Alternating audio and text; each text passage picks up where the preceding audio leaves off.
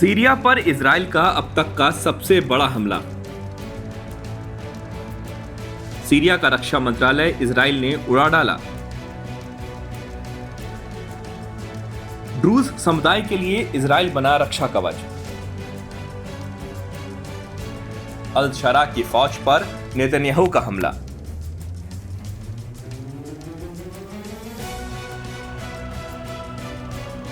खाड़ी में खलबली मच गई है क्योंकि इजराइल ने जंग की बंदूक से देश पर फायर कर दिया है।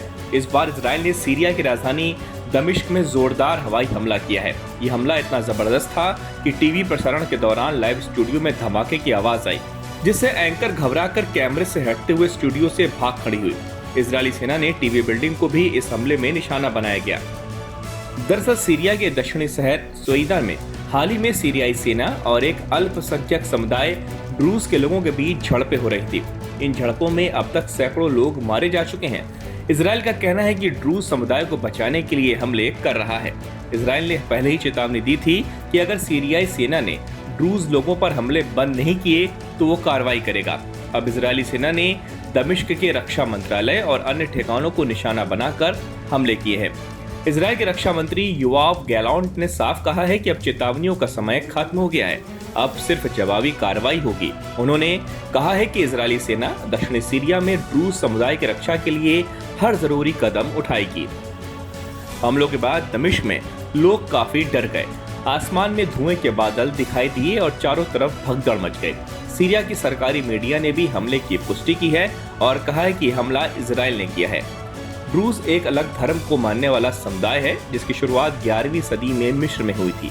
ये लोग ना तो इस्लाम को पूरी तरह मानते हैं, ना यहूदी धर्म को। इनका धर्म कई धार्मिक परंपराओं का मिश्रण है, जैसे हिंदू, बौद्ध और अन्य विचारधाराएं।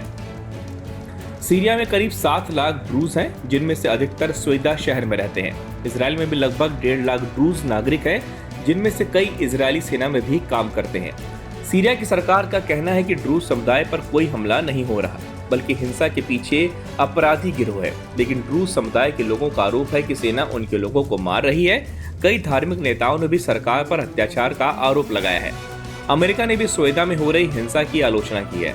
अमेरिकी प्रतिनिधि ने कहा है कि नागरिकों और अल्पसंख्यकों के खिलाफ हो रही हिंसा तुरंत रोकी जानी चाहिए और सभी पक्षों को बातचीत से हल निकालना चाहिए।